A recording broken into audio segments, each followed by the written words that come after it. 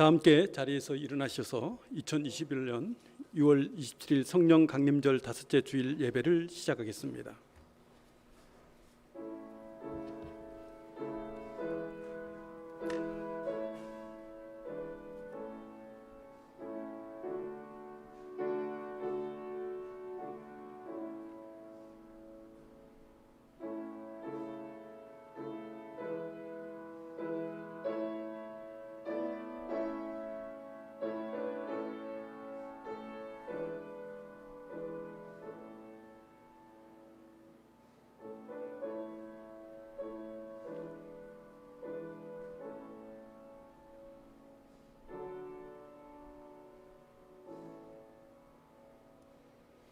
오라 우리가 여호와께 노래하며 우리의 구원의 반석을 향하여 즐거이 외치자. 여호와는 크신 하나님이시요 모든 신들보다 크신 왕이시기 때문이로다.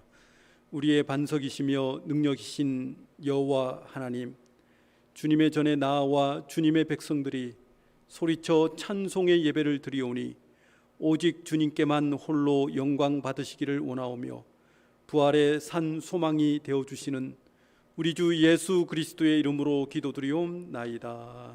아멘. 다 함께 찬송 64장 통일 찬송가 13장 부르시겠습니다.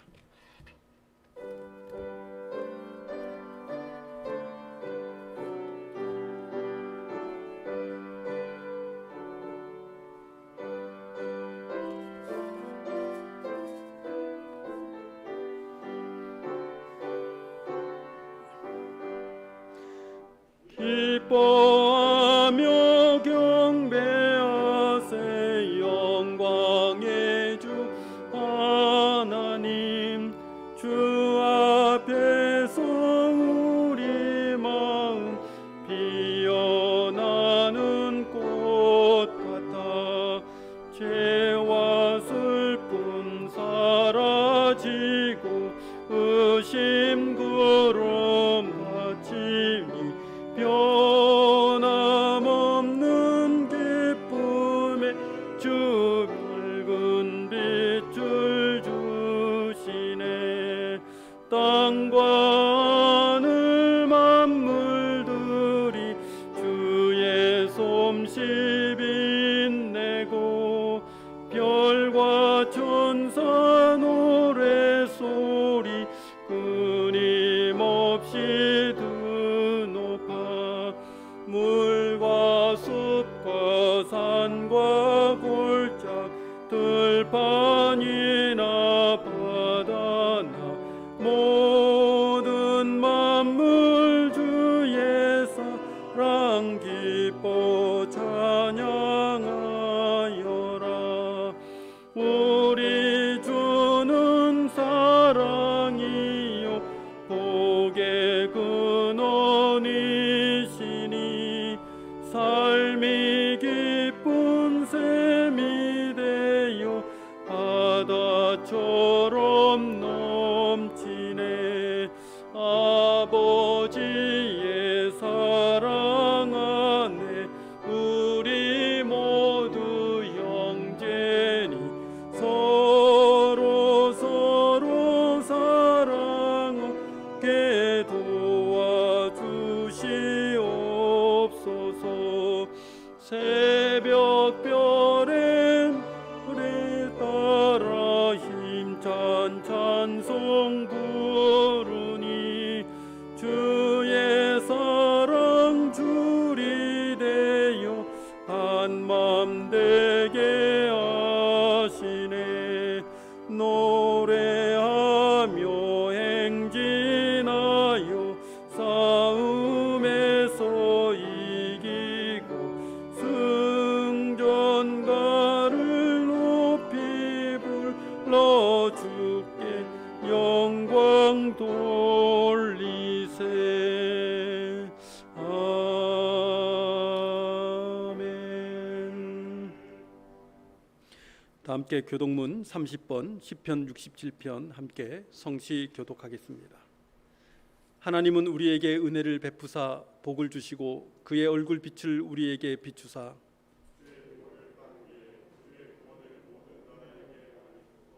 하나님이여 민족들이 주를 찬송하게 하시며 온 백성은 기쁘고 즐겁게 노래할지니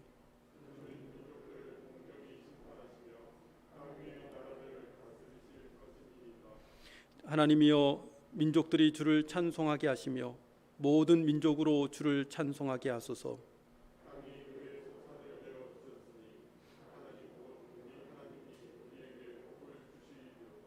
하나님이 우리에게 복을 주시리니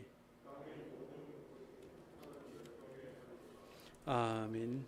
전능하사 천지를 만드신 하나님 아버지를 내가 믿사오며 그 외아들 우리 주 예수 그리스도를 믿사오니 이는 성령으로 잉태하사 동정녀 마리아에게 나시고 본디오 빌라도에게 고난을 받으사 십자가에 못 박혀 죽으시고 장사한 지 사흘 만에 죽은 자 가운데서 다시 살아나시며 하늘에 오르사 전능하신 하나님 우편에 앉아 계시다가 저리로서 산자와 죽은 자를 심판하러 오시리라. 성령을 믿사오며 거룩한 공예와 성도가 서로 교통하는 것과 죄를 사하여 주시는 것과 몸이 다시 사는 것과 영원히 사는 것을 믿사옵나이다. 아멘.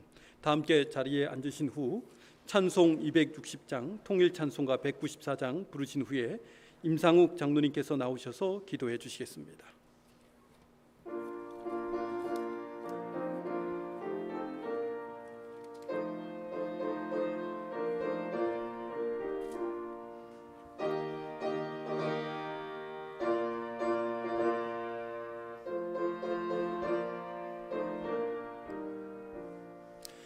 우리를 죄에서 구하시려 주 예수 십자가 지셨으니 기쁘게 부르세 할렐루야.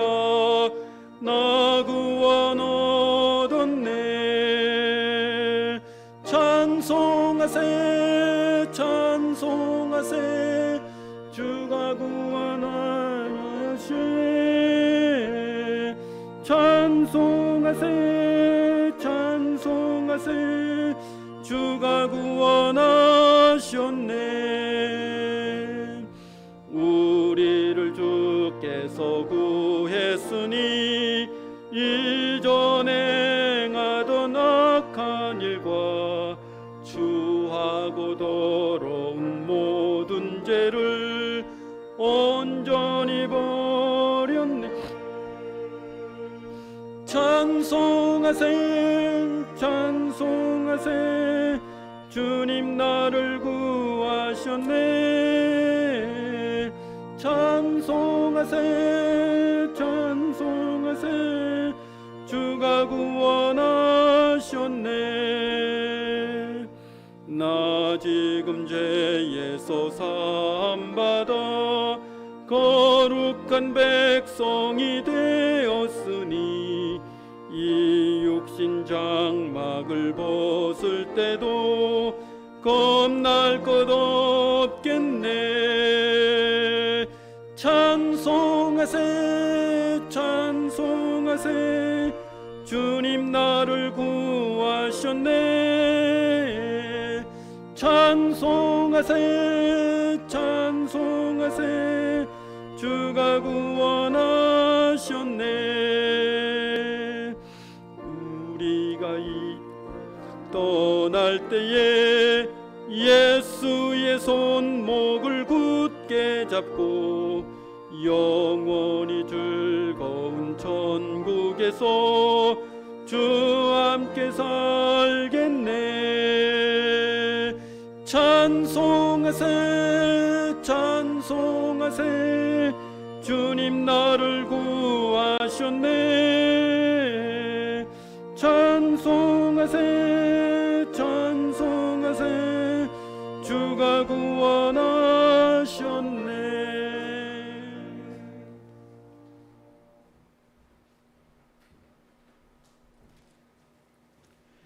함께 기도드리겠습니다.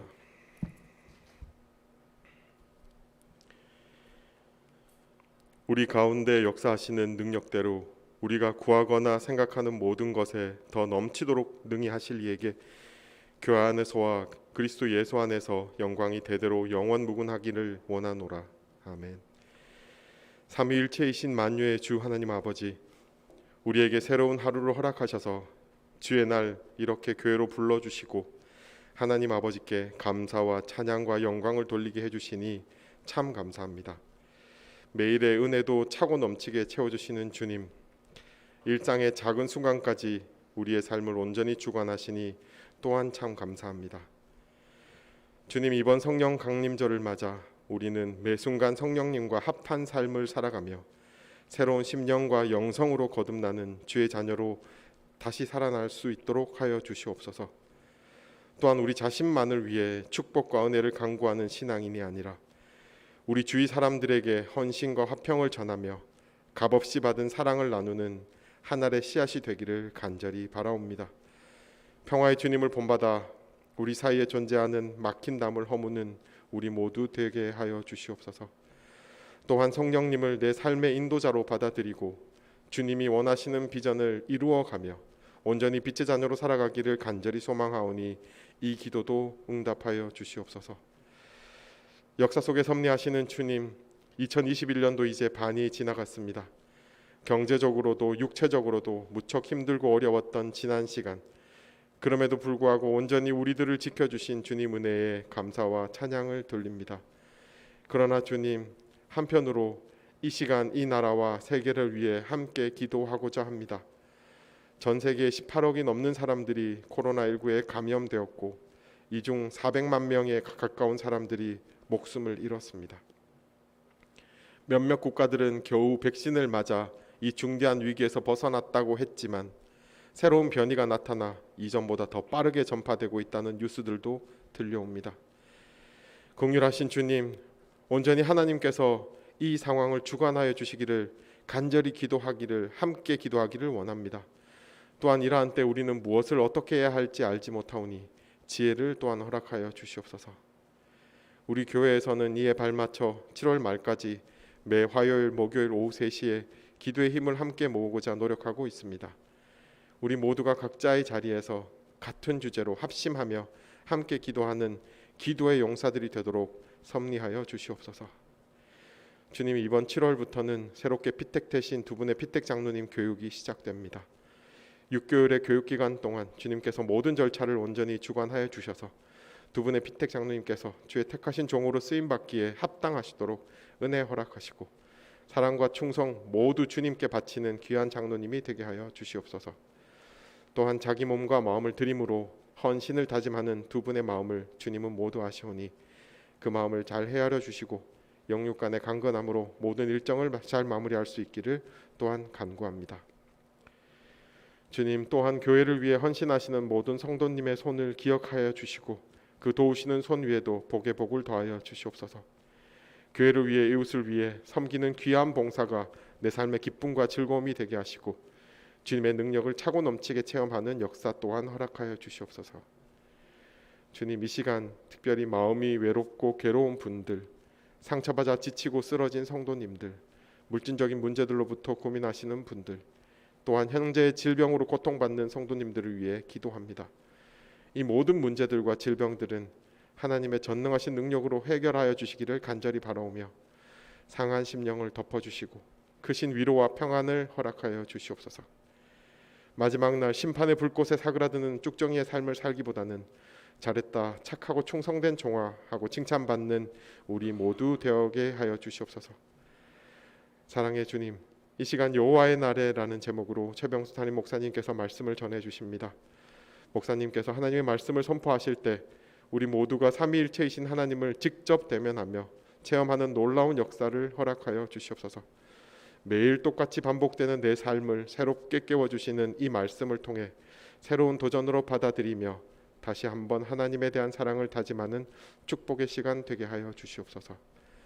온전히 예배를 하나님께 맡기오니 주님 홀로 영광 받으시옵고 우리가 세상에 나아가 십자가의 길 순교자의 삶을 담대히 살아가도록 지켜 보호하여 주시옵소서. 한없는 사랑으로 늘 우리를 보살펴 주시는 나의 피할 바위시며 산성이신 예수 그리스도의 이름으로 기도합니다. 아멘.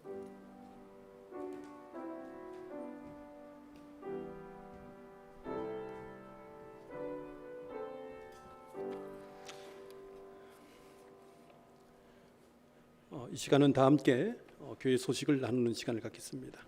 다음 주일은 7월 4일이죠. 주일은 맥주 감사 주일입니다.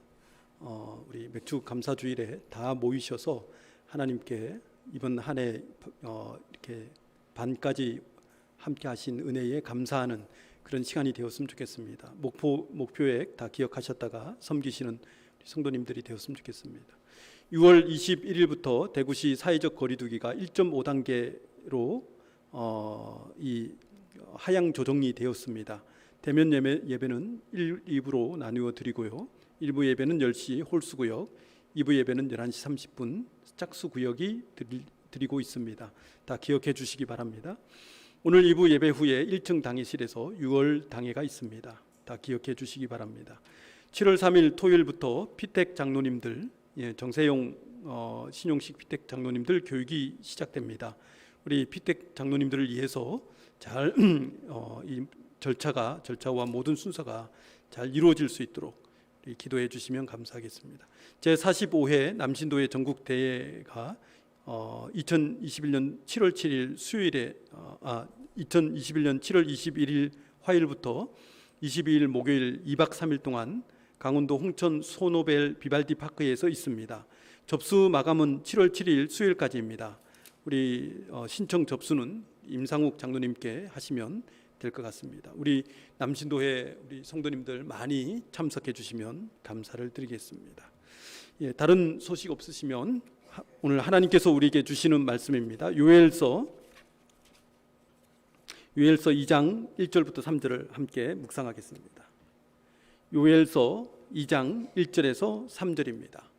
페이지 수로는 구약 성경 1271페이지에 있습니다. 제가 가지고 있는 성경 1271페이지에 있습니다.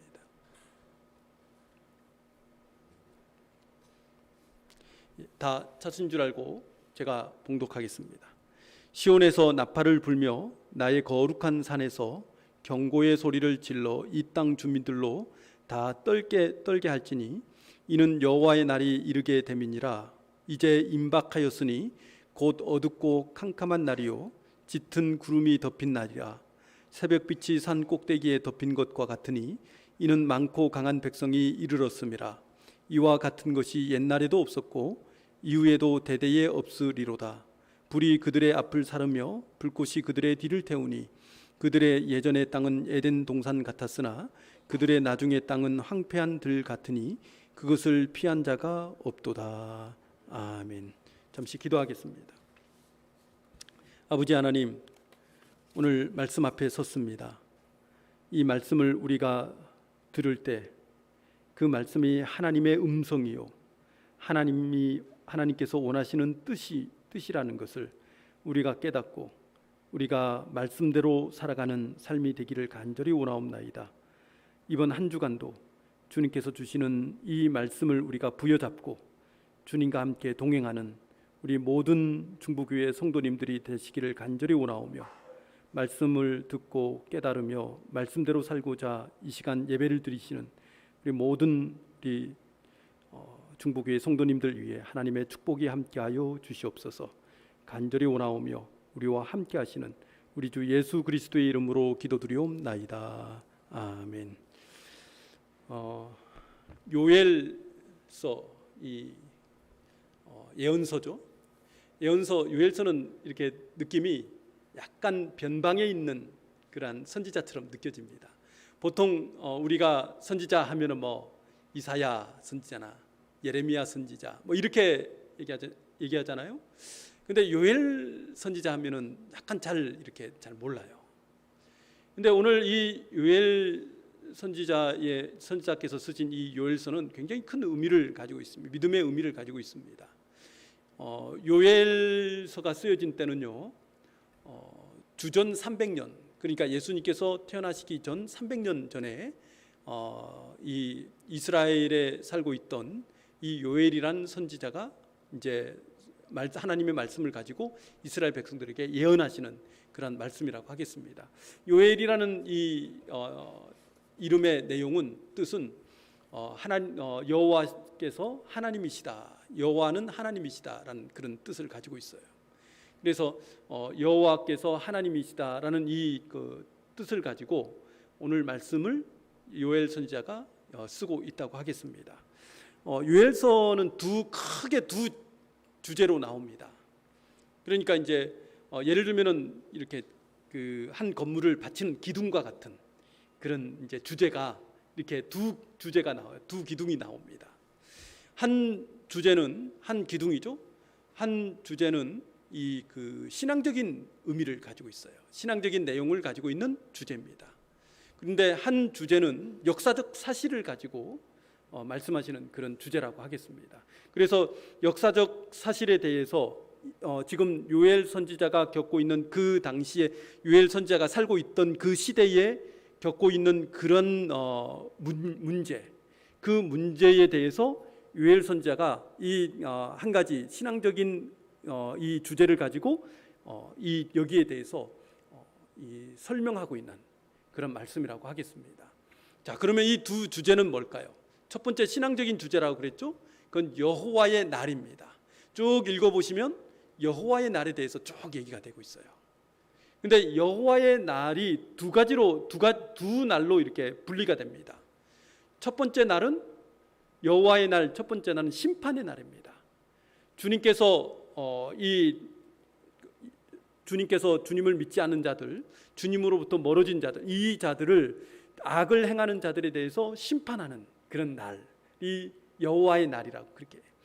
나머지 한 가지 날은 구원의 날입니다. 그러니까 하나님을 끝까지 의지하고 믿고 그 믿음을 잃지 않고 살아간 자들에게 하나님께서 구원하시는 그 날, 그게 그 구원의 날. 그러니까 여호와의 날은 심판의 날도 될 수도 있고 구원의 날도 될 수 있다는 것입니다. 이것이 오늘 신앙적인 의미를 가지고 요엘 선지자가 선포하는 그러한 내용이라고 하겠습니다. 그리고 이제 역사적 사실에 대한 그 주제가 나오는데요. 이 역사적 사실은 그 당시에 요엘 선지자가 겪고 있던 심각한 문제가 있었어요. 그게 자연재앙이었습니다. 오늘 우리도 자연재해를 맡고 있잖아요. 재앙을 맡고 있잖아요. 그죠? 그 코로나19도 자연에서 만들어져서 이 바이러스가 우리 몸에 침투해서 우리를 죽이기도 하고 막 그러지 않습니까? 그죠? 그 자연재앙인데요. 그 자연재앙이 뭐냐면 바로 이 메뚜기 재앙이에요. 메뚜기 재앙. 그러니까 지금 이스라엘 백성이 요엘 선지자가 살고 있던 그 때에 메뚜기로 인해서 큰 어려움을 겪고 있는 거예요. 여러분 또 신문이라든가 그리고 이 뉴스라든가 보면은 아프리카, 특히 아프리카죠, 그죠? 그거 보면은 메뚜기가 막 구름대처럼 막 까맣게 와가지고 어떻게 해요? 막 또 농토를 완전히 뭡니까? 다 갉아먹고 가버리잖아요. 가고 나면 어때요? 아무것도 남지 않은 거예요. 그 메뚜기 재앙이 이때도 있었다는 겁니다. 그래서 이 메뚜기 재앙, 이 재난을 겪고 있는 이 이스라엘 백성들에게 주님의 날, 그러니까 여호와의 날이라는 이 주제를 가지고 어떻게 이 재난과 재앙을 극복해낼 수 있는가, 믿음으로 극복해낼 수 있는가를 오늘 이 말씀을 통해서 우리에게 얘기해 주시고 있다는 것입니다. 오늘 우리도 역시 그러한 재앙과 재난을 맞고 있는데요. 개인적으로도 그렇고 사회적으로도 그렇고 그러한 재앙과 재난을 맞았을 때 어떻게 극복해낼 수 있는가, 이 말씀을 통해서 우리가 믿음으로 그 모든 우리가 겪고 있는 그 어려움과 그 재난과 재앙을 이겨나갈 수 있는 우리 모든 성도님들이 되시기를 주님의 이름으로 축원드립니다. 오늘 말씀 한번 볼까요? 1절부터 2절입니다. 1절부터 2절인데요. 함께 한 목소리로 읽겠습니다. 시온에서 나팔을 불며 나의 거룩한 산에서 경고의 소리를 질러 이 땅 주민들로 다 떨게 할지니 이는 여호와의 날이 이르게 됨이니라.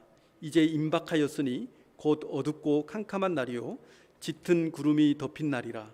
새벽빛이 산 꼭대기에 덮인 것과 같으니 이는 크고 이는 많고 강한 백성이 이르렀음이라. 이와 같은 것이 옛날에도 없었고 이후에도 대대에 없으리로다. 아멘. 제가 조금 전에 말씀드린 것처럼 어떤 그 이스라엘 백성들에게 메뚜기 재앙을 겪으면서 역사적으로 이 메뚜기 재앙을 겪으면서 이제 거기에다가 또 한 가지 재앙이 또 옵니다. 가뭄이에요. 가뭄. 비가 내리지 않는 겁니다. 그래서 비가 내리지 않으니까 또 이제 기근이 오는 거예요. 그러니까 이런 거예요. 메뚜기가 와가지고 싹 뭐 그 기근이고 가뭄이고 비가 내리지 않는 그 가운데서도 그래도 먹을 양식은 좀 있을 거 아니에요, 그죠? 근데 그것까지도 와가지고 어떻게 합니까? 메뚜기들이 싹 그냥 가져가 버린 거예요. 다 먹어치워 버리는 거예요. 그럼 들에는 뭡니까? 황폐해져 버린, 황량해져 버린 거예요. 요즘은 뭐 과학 기술이 발전해 가지고 뭐 농사 기술 있잖아요. 농사 기술이나 그 과학이 발전해 가지고 어때요? 뭐 이렇게 가뭄이 되고 뭐 이렇게 또 이렇게 먹을 것이 없으면 어떻게 그 기술적으로 과학적으로 해 가지고 어떻든지 간에 완전하게 극복은 못 하지만 어느 정도는 극복을 하지 않습니까? 그리고 오늘날은 어떤 시대입니까? 글로벌리즘이라고 그러잖아요. 세계화잖아요. 지금 우리가 만약에 먹을 것이 없어요. 지금 뭐 예를 들어서 메뚜기 떼가 와서 다 먹었다고 생각해 보세요. 비가 오지 않아 가지고 지금 먹을 것이 없다고요. 그러면 어떻게 합니까? 저 남미라든가 그런 데 배 보내 가지고 그 쌀을 갖고 오는 거잖아요. 그죠? 쌀이나 곡식을 갖고 와 가지고 그거를 이제 해결하는 겁니다. 근데 옛날에는 어때요? 농사 기술도 없었고요. 과학도 없었고 그렇다고 해서 세계화도 돼 있습니까? 안 되죠. 그러면 어떻게 해야 돼요? 할 수 있는 일은 하늘만 보는 거 아닙니까? 하늘에서 언제 비가 오나, 언제 이 메뚜기 떼가 언제 가나, 그것만 할 수 있는 일은 그것뿐이 없다는 겁니다. 오늘 말씀 한번 보세요. 1장 4절에 보면 이렇습니다.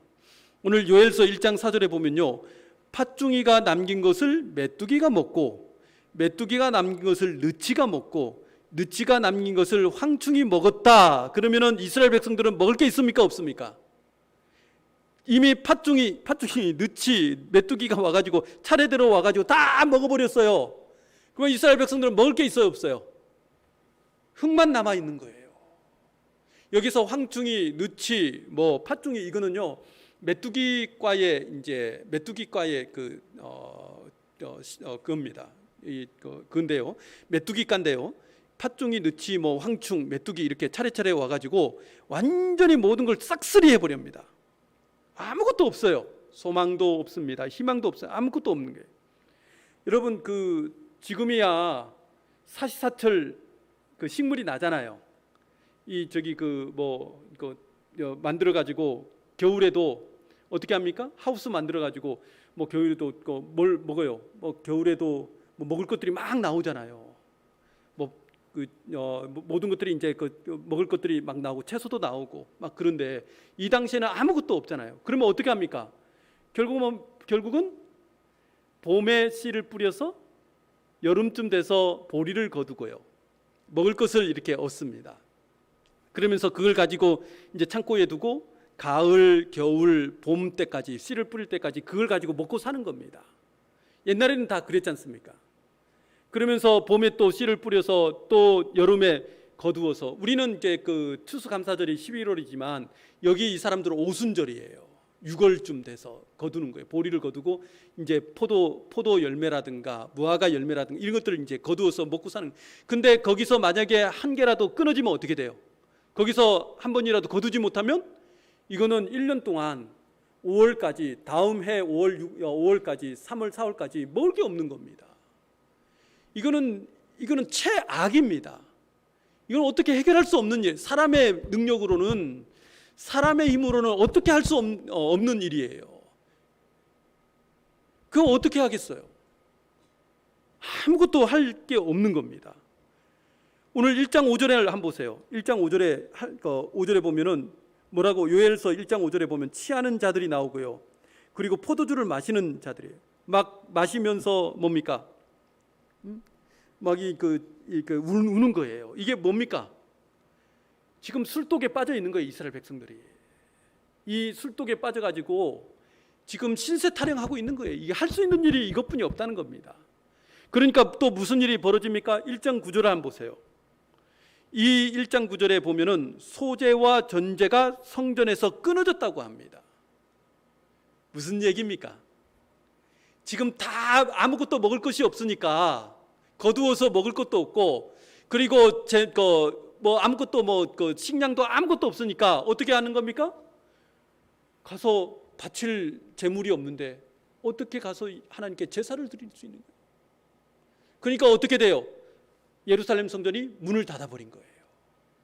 개미새끼 지나가는 사람도 한 명도 없는 겁니다. 그러니까 그 다음에 문제가 어떻게 돼요? 제사장이 무엇을 갖고 먹고 살아요?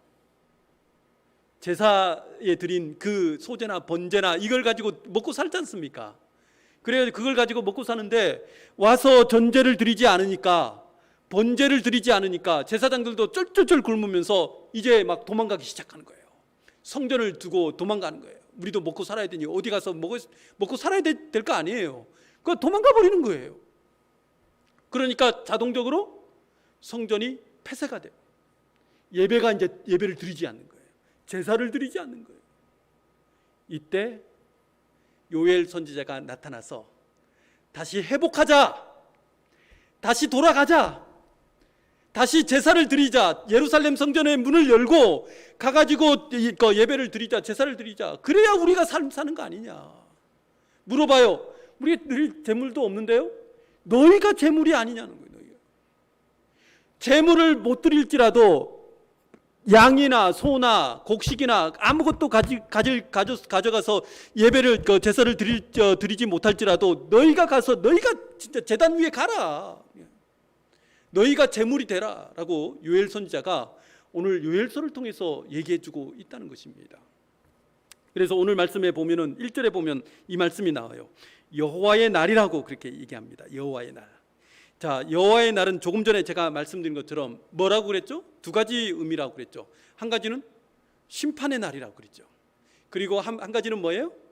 구원의 날이에요. 자, 심판과 구원을 한번 생각해 보세요.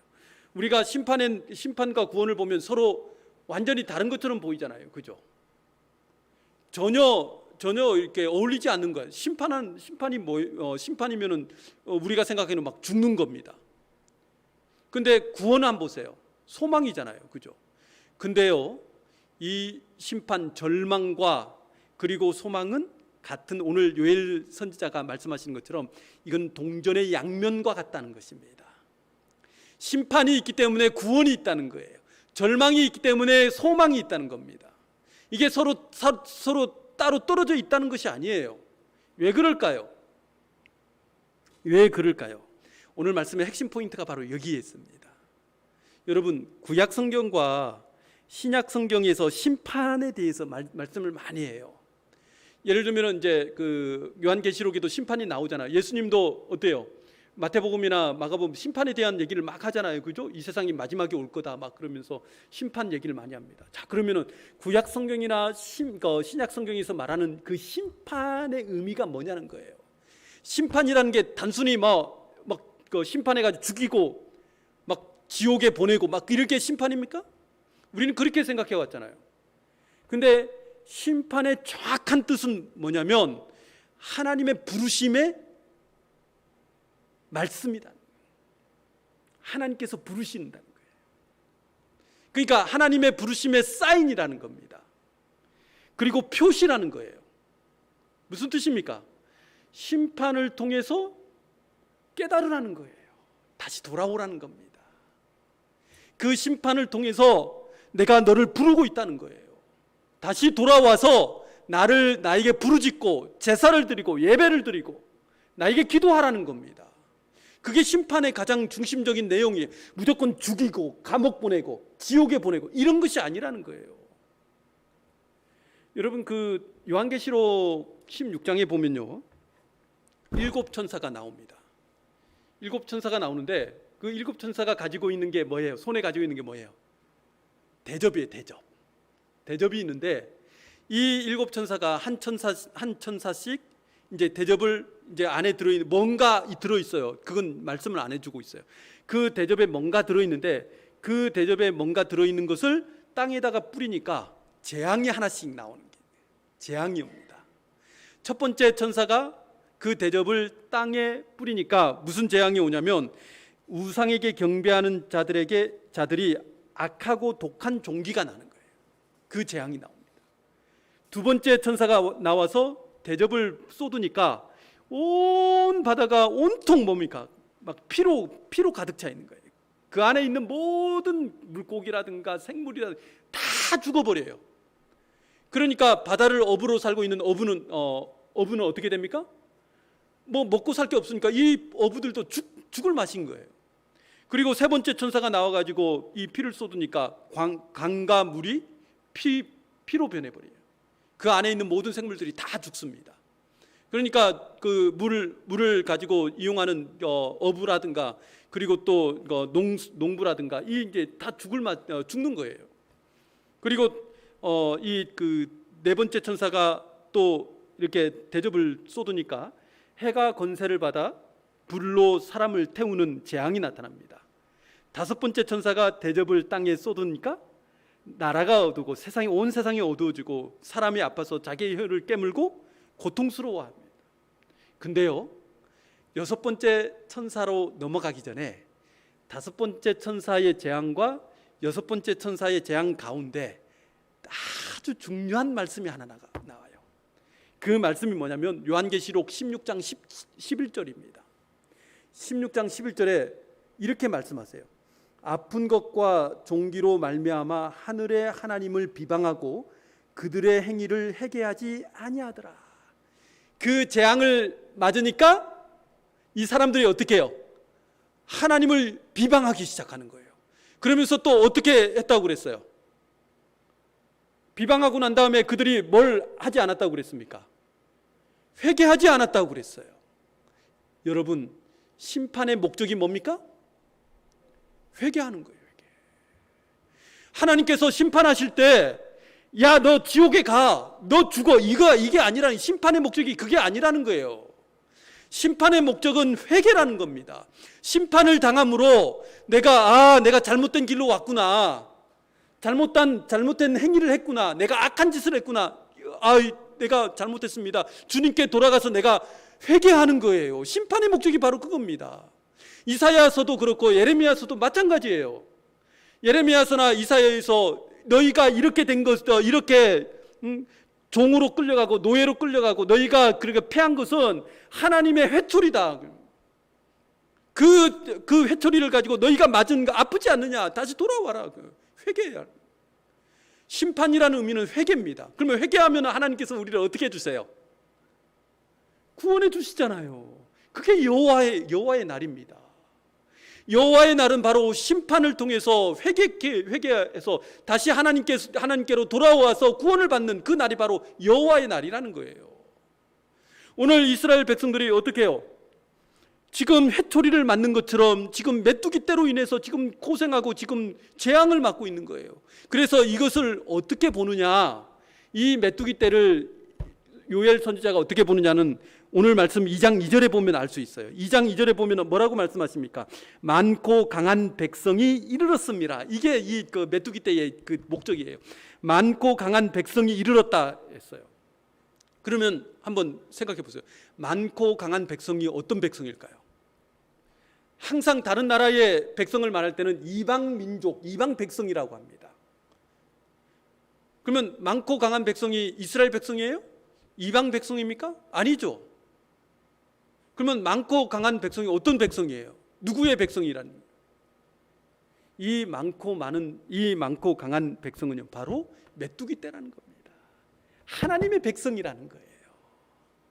하나님께서 이 메뚜기들을 너희에게 보내셨다는 겁니다. 그러면 어떨까요? 그 하나님 악한 하나님이네?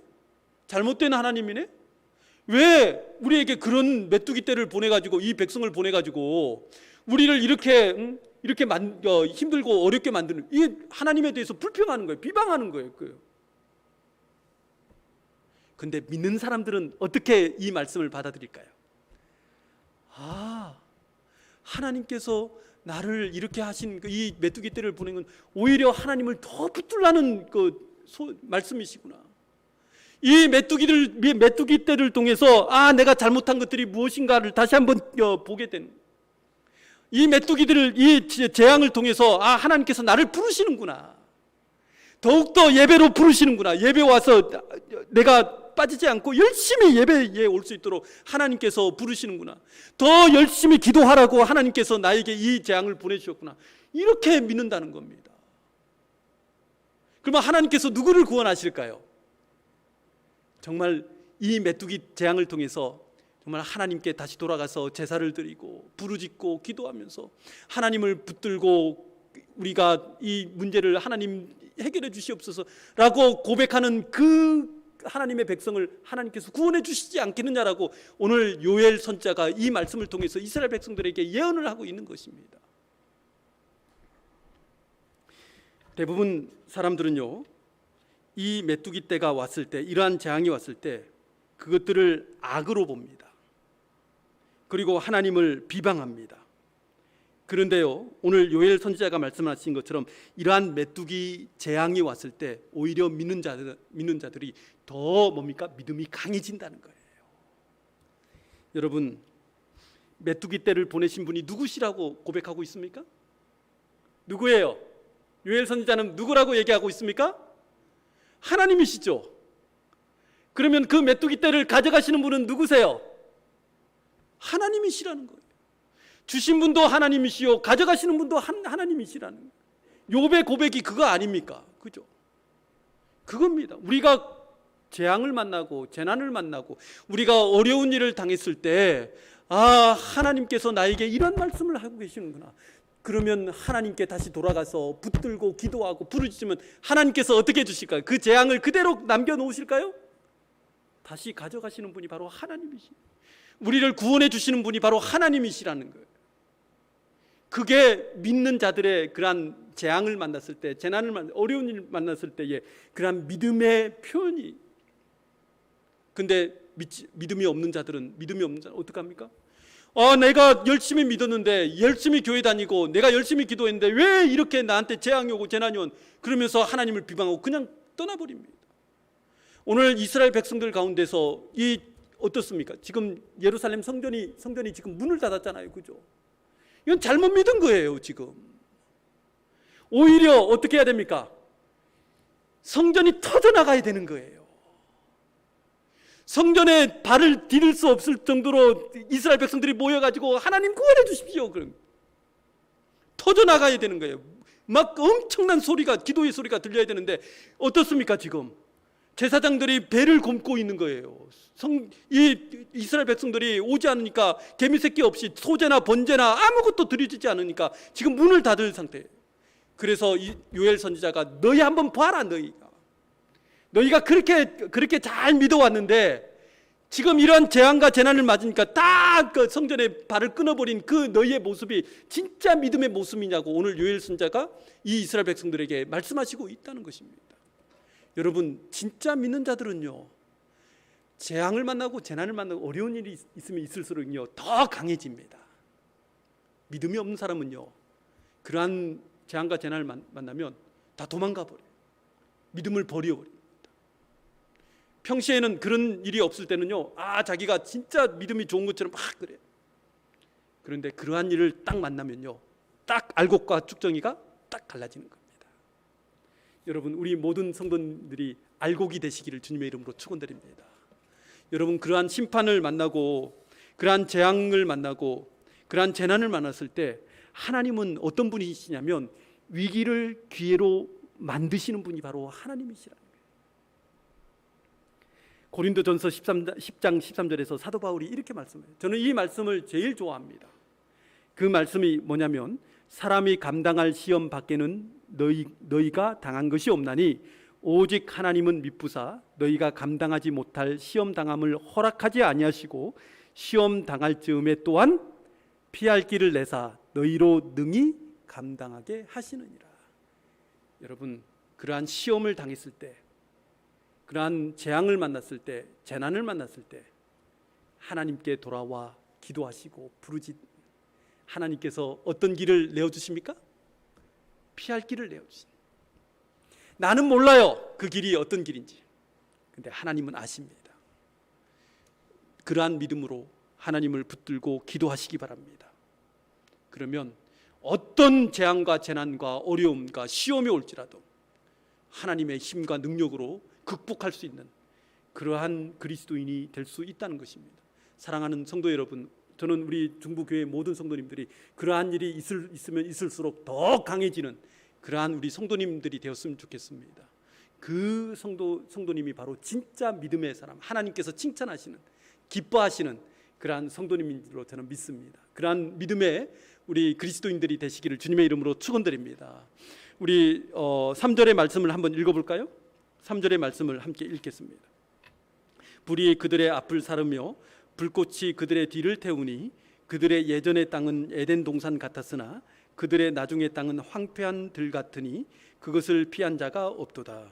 여러분, 불이 그들의 앞을 사르고요, 불꽃이 그들의 뒤를 태웠다고 했습니다. 이것을 한자성어로, 사자성어로 뭐라고 얘기합니까? 앞에도 불이 막 타고 있고요, 뒤에 막 온 사방이 불이 타가지고 빠져나갈 길이 없을 때 얘기하는 사자성어는요, 진퇴양난. 다 선물이 없어서 죄송합니다. 진퇴양난이에요. 지금 이 이스라엘 백성들의 처지가 어떤 처지입니까? 형편이 어떤 형편이에요? 진퇴양난이에요. 진퇴양난. 앞에도 불이 붙었고 이거요, 뒤에도 불이, 양쪽에 불이 붙어가지고 지금 그 불에 타가지고 어떻게 옛날에는 땅이 에덴 동산 같았어요. 막 그냥 이제 조금 있으면은 이제 추수를 할 여러분 한번 가보세요. 정말 그 곡식 익은 그 들판 가을에 보면은 어떻습니까? 너무 아름답잖아요, 그죠? 햇빛에 이 곡식이 비쳐가지고 벼가 비쳐가지고 막 그 반짝반짝하게 빛납니다. 에덴 동산 같은 거. 근데 갑자기 뭡니까? 이 메뚜기 떼가 황충과 유충 이런 메뚜기 떼를 다 와가지고 싹 다 먹어버렸어요. 불처럼 다 태워버렸어요. 그러니까 그 땅이 어떤 땅이 돼버렸어요? 오늘 말씀처럼 황폐한 땅이 돼버린 거예요. 말을 잃어버리죠, 그죠? 옛날에는 이 메뚜기 떼가 오기 전에는 에덴 동산 같이 정말 엄청난 그러한 에덴 동산의 아름다운 들판이었는데, 이제 소망만 희망 다 거두면은 우리가 잘 먹고 잘 살 수 있는데 완전히 사라져 버렸어요. 그러면 어떤 마음이 들까요? 이를 어떻게? 아까 말씀처럼 이제 술에 쩔어서 삽니다. 이제는 이제 하나님 보기 싫다 해가지고 예루살렘 성전도 가지도 않아요. 뭐라고 말씀하십니까? 여기에 대해서 출애굽기에도 똑같은 일이 벌어집니다. 출애굽기 14장에 보면요, 이스라엘 백성들이 이제 여기서 이제 애굽 땅에서 나왔어요. 애굽 땅에 나와가지고 이제 가나안 땅으로 가기 위해서 이렇게 그 들판을 가고 있는데 갑자기 큰 바다가 하나, 정말 그 바다가 어떤 땅입니까? 홍해잖아요. 왜 홍해입니까?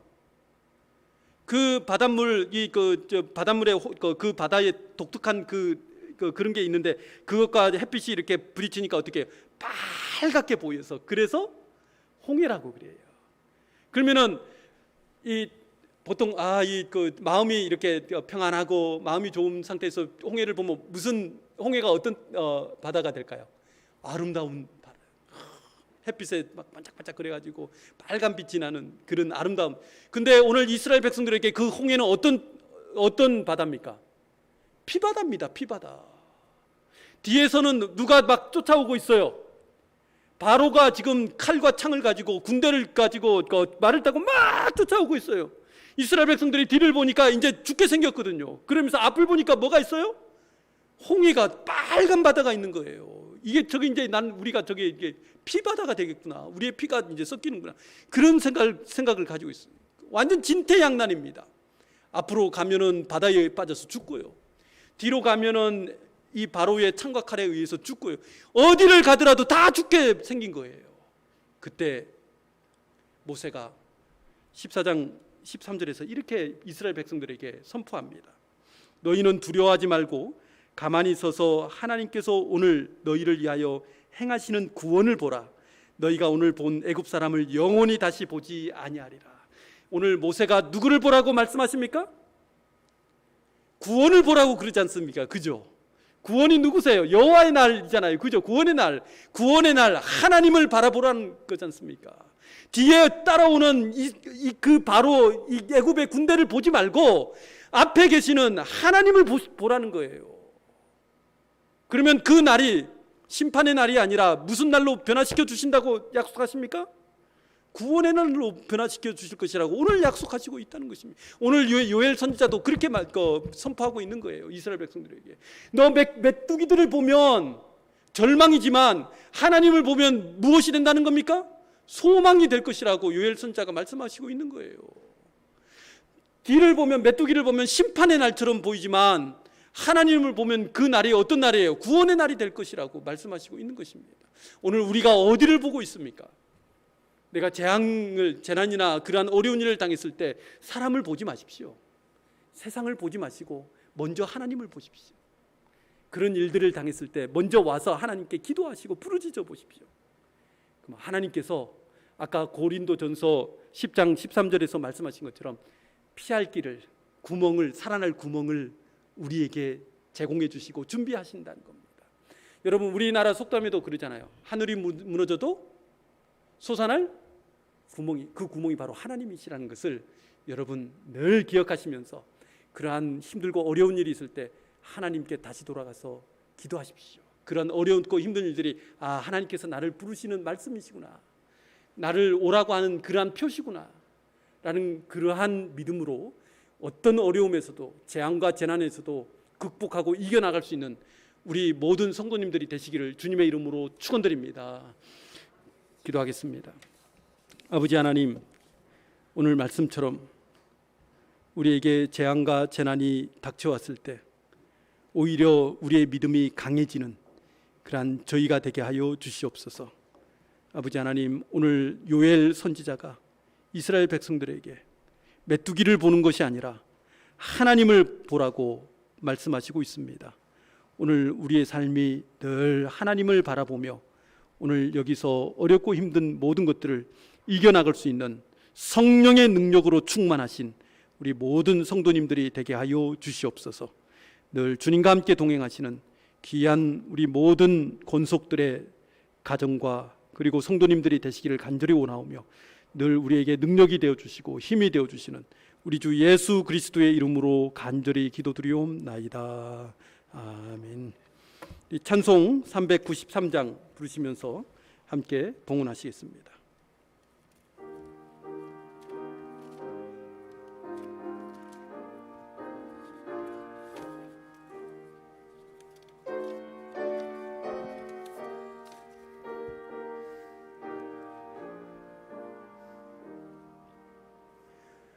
오 신실하신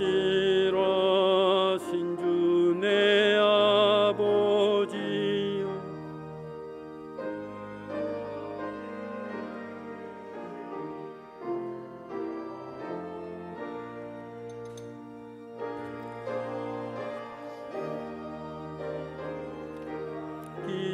지키시니 어제나 오늘이 한결같네. 오 신실하신 주, 오 신실하신 주, 날마다 자비를 베푸시며 일용할 모든 것 내려주시니 오 신실하신 주, 나의 구주. 봄철과 또 여름, 가을과 겨울, 해와 달 별들도 다 주의 것, 만물이 주 영광 드러내도다. 신실한 주 사랑 나타내네. 오 신실하신 주, 오 신실하신 주, 날마다 자비를 베푸시며 일용할 모든 것 내려주시니 오 신실하신 주. 나의 구주 내 죄를 사하여 안위하시고 주 친히 오셔서 인도하네. 오늘의 힘되고 내일의 소망 주만이만 복을 내리시네. 오 신실하신 주, 오 신실하신 주, 날마다 자비를 베푸시네. 일용할 모든 것 내려주시니 오 신실하신 주 나의 구주. 늘 우리와 함께 하시는 임마누엘의 하나님, 세상의 수많은 어려움 가운데서도 우리의 삶을 지켜주시고 보호하신 하나님께 감사를 드립니다. 비록 죄의 무게로 주님 앞에 설 수 없던 저희를 부르셔서 이 예배로 은혜를 주심을 또한 감사를 드립니다. 그 은혜를 어떻게 갚을 길이 없어서 그저 이렇게 작은 정성으로 주님께 봉헌으로 드립니다. 두 렙돈을 자신의 생명으로 하나님께 드린 한 여인처럼 우리의 생명을 드리오니 받으시고 축복하여 주시옵소서. 드리는 그 손길이에 하나님의 만배나 더하시는 은혜와 복이 넘치게 하여 주시옵소서. 이 물질이 쓰여지는 곳에 거룩한 하나님의 능력이 나타나게 하옵시며 하나님께서 기뻐하시는 일들로 차고 넘치게 하여 주실 줄로 믿습니다. 주님께 드리며 간절한 마음으로 기도하는 제목들도 많이 있습니다. 몸의 건강을 위해 기도합니다. 병으로 수술을 받으시고 다시 회복하시기를 원하는 마음으로 기도하고 있습니다. 직장과 사업으로 기도합니다. 어린 자녀들을 위해서 기도하시는 젊은 부모님들도 많이 있습니다. 멀리 떨어져 살고 계시는 가족들을 위해서도 기도합니다. 주님께서 다 그 마음을 아시오니 위로하시며 기도의 응답이 나타나게 하여 주시옵소서. 이 모든 기도의 제목에 응답하실 줄로 믿사오며 늘 우리의 삶에 은혜를 더하여 주시며 함께 하시는 우리 주 예수 그리스도의 이름으로 감사 기도 드리옵나이다. 아멘.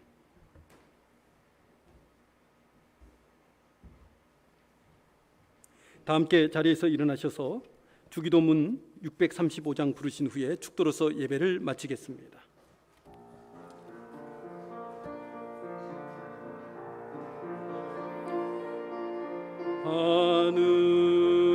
하늘에 계신 아버지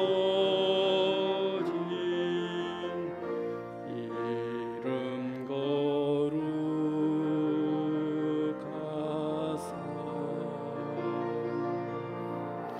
주님 나라 임하시고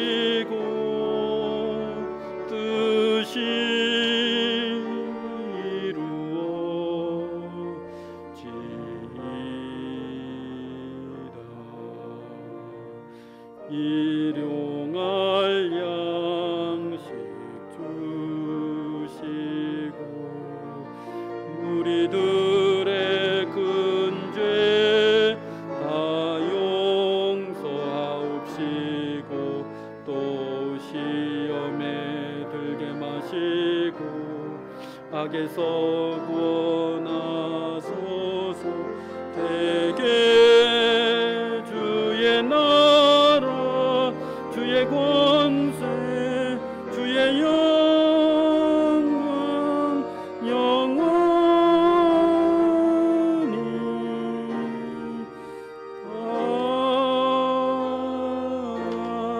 아멘.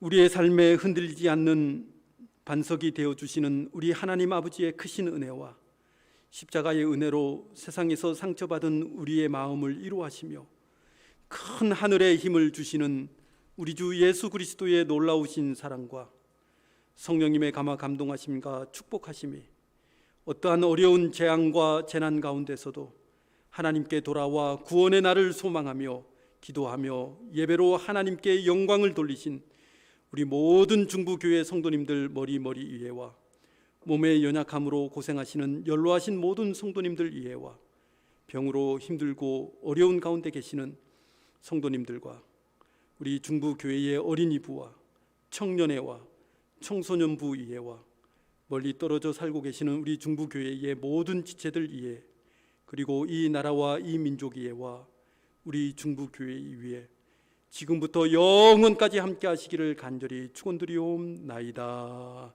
아멘.